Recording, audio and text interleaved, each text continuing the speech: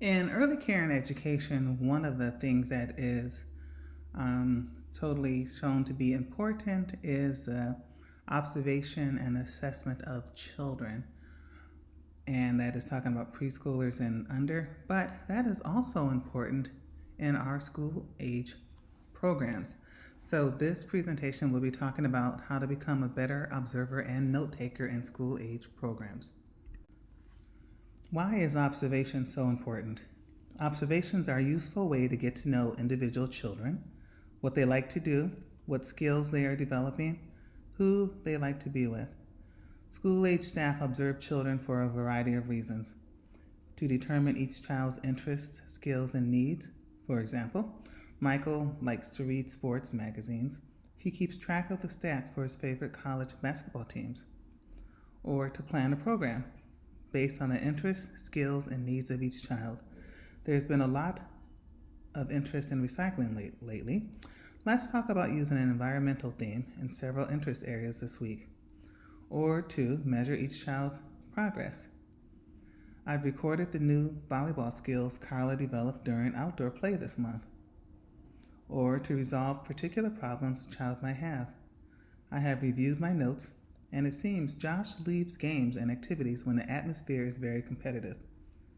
Or to report children's progress to parents and colleagues, or to evaluate the effects of the environment and the program's activities.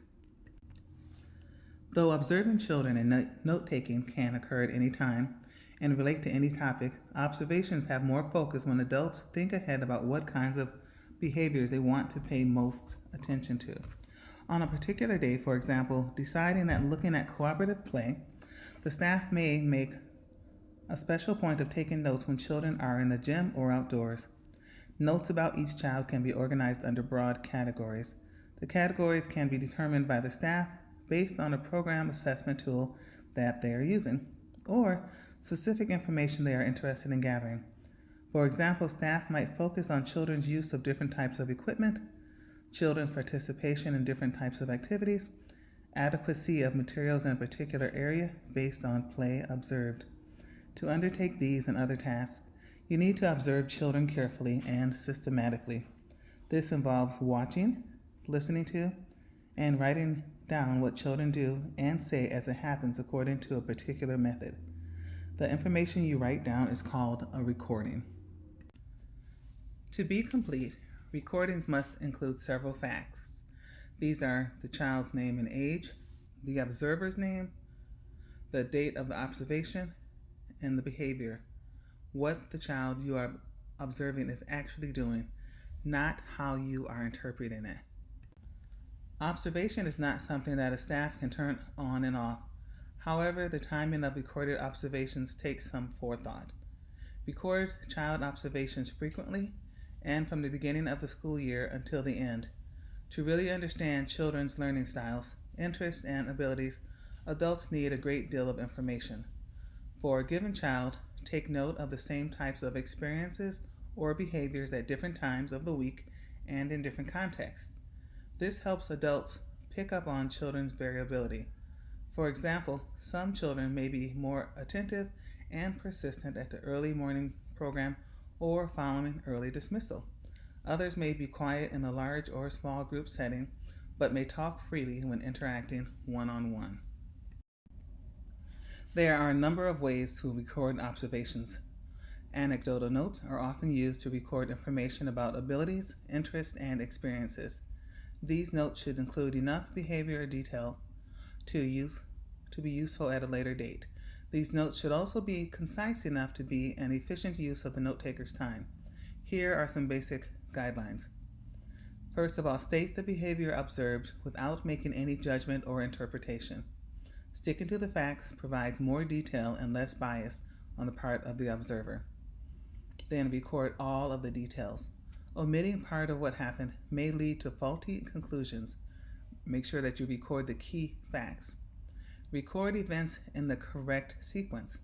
An event or series of events told out of sequence can also lead to misinterpretations. Use words that are specific and descriptive.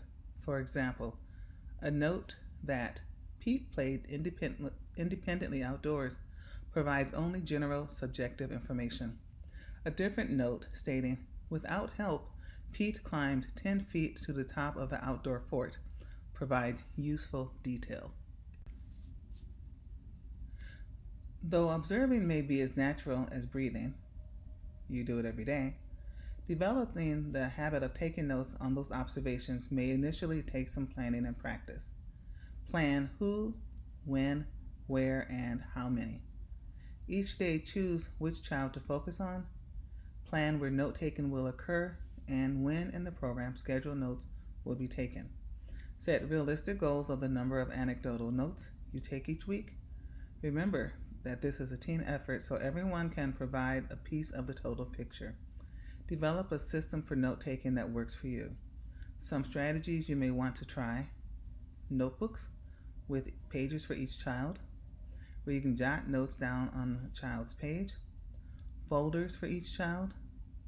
These are a great place to gather notes. Index cards kept in several areas around the program space, or clipboards with sheets designed for gathering specific information. Becoming a better observer of children and streamlining the anecdotal note-taking process takes planning, time, and practice. The payoff is knowing your children well, providing more useful information to parents about their child, and being able to plan appropriate activities that build on children's specific interests and abilities.